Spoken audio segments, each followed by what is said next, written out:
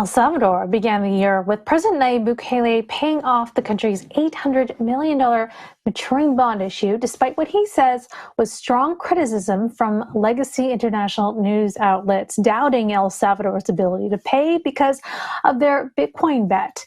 In September 2021, El Salvador became the first country in the world to make Bitcoin legal tender. This month, the IMF said El Salvador's Bitcoin risks have not materialized because of limited Bitcoin use so far, but they should be addressed. All right, joining me now to discuss is Will Hernandez. He's the president of the Bitcoin Association of El Salvador, also known as Asobitcoin. Will, great to have you on the show. So would love to start off with just understanding from your, great to have you, understanding your perspective on what the status of Bitcoin use is right now in El Salvador. Well, one of the things that is very important to note is that Bitcoin is the word that is known as soon as it became legal tender. Everybody in El Salvador knows the word Bitcoin. So after that, then making a Bitcoin legal tender, then executing, well, you can buy anything with Bitcoin right now in El Salvador. You know, you can pay for real estate in Bitcoin. You can go to any store, a department store, and the adoption is growing steady and steady. Just for an example, do you actually think anyone is actually going to stores? Like, I mean, what is the state of that adoption? Because yes, legal tender status, huge. There are also new legislative reforms that encourage the use of Bitcoin that the Bukele administration has proposed. But the IMF is saying Bitcoin poses underlying risks to financial integrity and stability, fiscal sustainability, and consumer protection. And for people who need sound money, currency used to buy bread today is worth the same tomorrow is something that they need to depend on. So are they discouraged by BTC's volatility? Well, the thing is, this is the great part about the adoption of Bitcoin becoming legal tender. You know, the companies here that have created the tools necessary so that merchants and department stores, they can accept Bitcoin, which the states do accept Bitcoin. And then the volatility is just a decision based on the people that are accepting these payments. And one of the things is, like, for example, you can accept Bitcoin as a merchant, and then if you don't like volatility, then you can just receive the dollars in your bank account.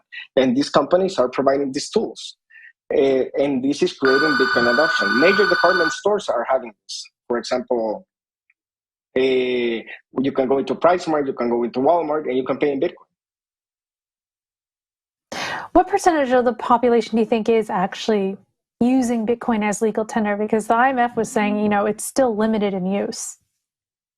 Well, remember that as soon as the Bitcoin became legal tender, and there were more than 4 million people that interacted with Bitcoin. Of course, the adoption is growing steady, but it's growing positive every time. You can see, for example, in 2022, just for example, the ATM transactions were 1 million of transactions in a country of a population of 6.3 million people. Imagine that related to the United States. This increase of adoption is good, and this was processed by Athena. Just Athena, one of the companies that is one of the major companies in El Salvador, Athena, well, they processed $10 million of Bitcoin in their POS. During an event adopting Bitcoin, for example, with IBEX, they just processed in just 1 week 3.4 Bitcoin. And the great thing about this is that people are learning. These are micropayments, or what they're being used for? Is it mostly remittances? No, these are micropayments. People just go and paying for, a dinner, bread, clothing, anything from day to day. Here in El Salvador, people use Bitcoin on their daily lives, and this is the great thing about it, But the good thing that one of the most important aspects about Bitcoin in El Salvador is the education. There's many companies investing in education here. We have Mi Primer Bitcoin, for example, with the Bitcoin diploma. They are going everywhere. We have La Casa del Bitcoin. We have also where we provide workshops for compliance, workshop for Bitcoin adoption, workshops and advisory services, so that people can place their business model into Bitcoin, their normal business model into Bitcoin. So the adoption is huge. It's growing little by little. What kind of initiatives? So I know Asobitcoin is a newly launched entity and organization with support from the National Bitcoin Office, which works under the presidency of the Republic under President Nayib Bukele. So what are some of the key initiatives you're focused on at Asobitcoin? Yes, well, one of the key initiatives is to be the focal point is with the relationship with all the with different government entities representing the Bitcoin companies of El Salvador, and also the companies that provide services to the Bitcoin companies in El Salvador as well. For example, like Netkey, that they provide KYC services for different Bitcoin companies. And another aspect that we're going to support is Bitcoin education. Of course, this is necessary. It has to continue.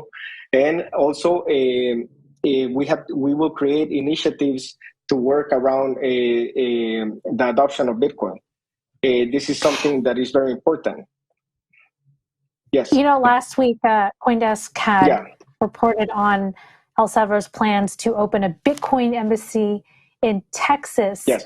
And you mentioned government entities, so I'm wondering what your thoughts are on that and the status and what you hope to achieve with that. Well, it was newly created right now, and one of the things that I understand is that it's going to work as a Chamber of Commerce model, in which there's going to be a relationship for projects and different initiatives to invest in El Salvador as well, between Texas and also the United States. So we understand that there was like $1.2 billion of trade between El Salvador and the state of Texas. So it's a good number, and it's going to serve as a liaison, the Bitcoin embassy in Texas, so that business can come to El Salvador Bitcoin related. Okay. I also mentioned this from the IMF. They were saying that greater transparency is needed over the government's transactions in Bitcoin and the financial situation of the state-owned Bitcoin wallet. Do you think that could be improved? Well, the law is clear. Bitcoin, is a legal tender, and the IMF has its posture. But who dictates the Bitcoin policy is the president, and also the National Bitcoin Office, run by Stacey Herbert. Okay. All right. Well, Will, thank you so much for updating us on the state of Bitcoin. Thank you for having us. In El Salvador.